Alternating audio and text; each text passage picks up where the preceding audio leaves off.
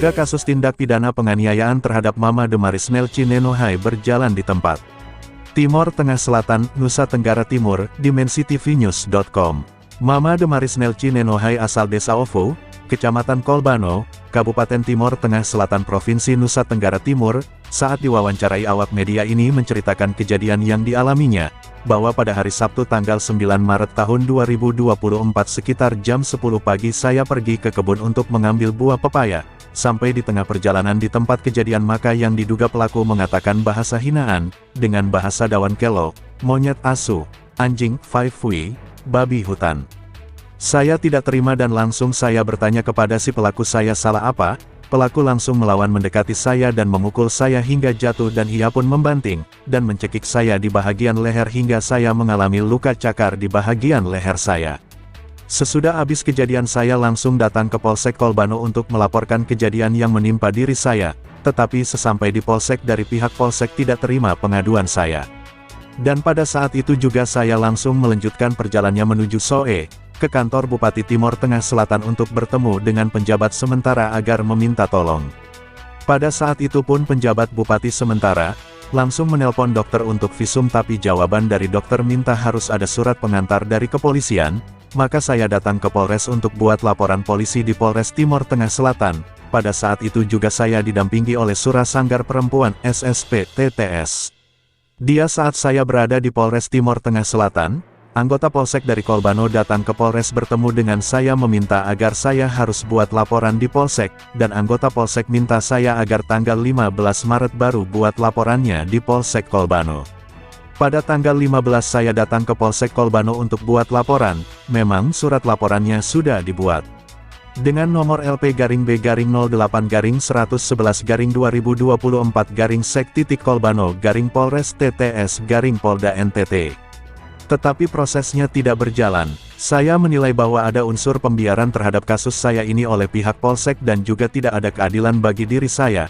Karena kejadian sudah 2 kali terjadi yang dilakukan oleh pelaku yang sama dan kejadian yang pertama juga sudah dilaporkan di Polsek, tetapi dari Polsek hilangkan kejadian yang pertama dan saya menilai bahwa pelaku dilindungi oleh Polsek. Saya meminta agar pihak penegak hukum harus menegakkan keadilan bagi kami masyarakat kecil sehingga ada keadilan bagi kami, pungkas Damaris. Dari pihak Polsek Kolbano saat dikonfirmasi lewat via WhatsApp menjelaskan bahwa, mengenai laporan dari Mama Damaris Nenohai. Bukannya kami tidak menerima atau tidak menanggapi laporan dari beliau. Tapi karena memang kejadiannya bukan di wilayah hukum Polsek Kolbano makanya kami mengarahkan beliau untuk melaporkan peristiwa yang dialaminya ke Polsek Niki-Niki. Memang waktu itu dia datang ke Polsek Kolbano untuk mengadu dan menyampaikan kepada piket bahwa dia sudah menghubungi Kanit Reskrim dan Kanit Reskrim mengiyakan bahwa untuk dibuatkan laporan polisi.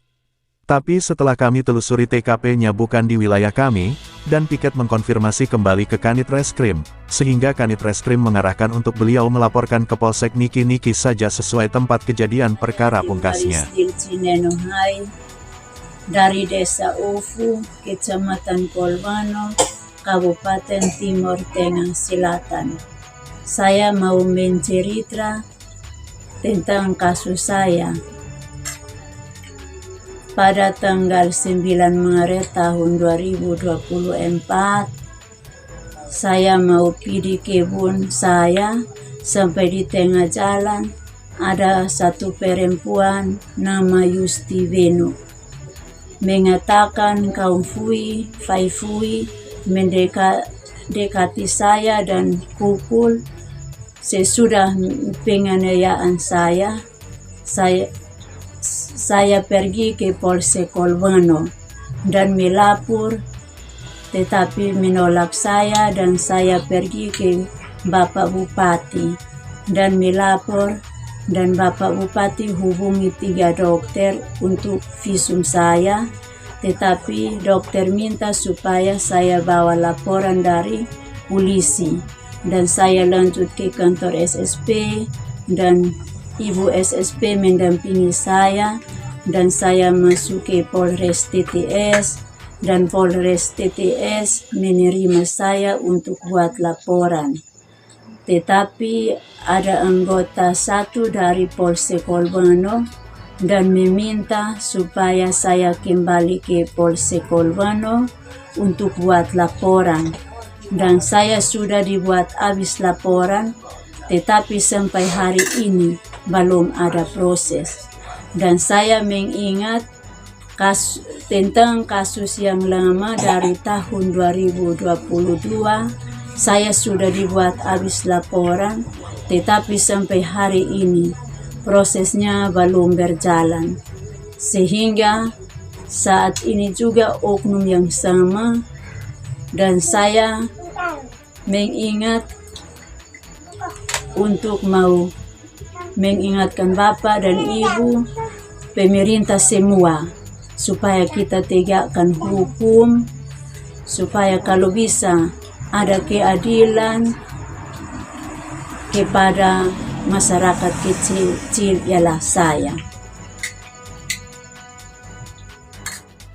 Liputan, Melki Esselan, Kepala Perwakilan Wilayah Provinsi Nusa Tenggara Timur, mengabarkan untuk dimensitivinews.com, inspirasi membangun daerah.